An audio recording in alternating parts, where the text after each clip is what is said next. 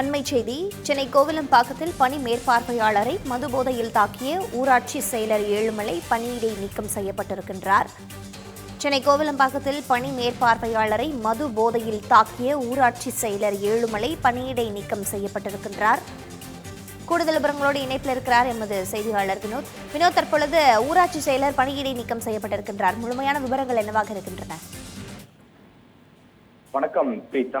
கோவிலம்பாக்கத்தில் பணி மேற்பார்வையாளரை மதுபோதையில் தாக்கிய ஊராட்சி செயலர் ஏழுமலை பணியிட நீக்கம் செய்து வட்டாட்சி வளர்ச்சி அலுவலர்கள் அதிரடி உத்தரவு என்பதை பிறப்பித்திருக்கிறார். சென்னை அடுத்த கோவிலம்பாக்கம் ஊராட்சியில் கடந்த 12ஆம் தேதி உங்களுடன் ஸ்டாலின் என்ற மக்கள் குறை தீர்க்கும் திட்ட முகாம் நடைபெற்றது. இந்த பணிகள் குறித்து ஆய்வு செய்ய பரங்கிமலை ஒன்றிய துணை வட்டார வளர்ச்சி அலுவலர் பிரவீனா, மேடவாக்கம் ஊராட்சி பணி மேற்பார்வையாளர் ராஜேஷ் ஆகியோர் கடந்த 11ஆம் தேதி இரவு கோவிலம்பாக்கம் ஊராட்சிக்கு சென்றிருக்கிறார்கள். அப்போது கோவிலம்பாக்கம் ஊராட்சி அலுவலகத்திற்கு சென்ற போது அங்கு மது போதையில் இருந்த ஊராட்சி செயலர் ஏழுமலையிடம் மது அருந்திவிட்டு ஊராட்சி அலுவலகத்தில் இருப்பது தவறு என்று சுட்டிக்காட்டியிருந்தனர்.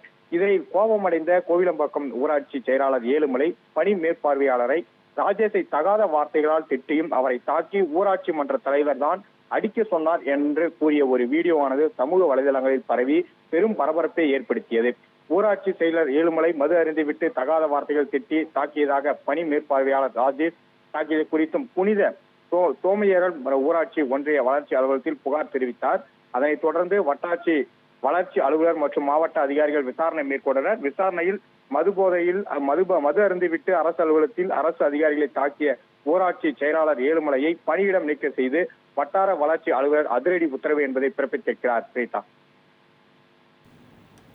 விவரங்களுக்கு நன்றி வினோத்.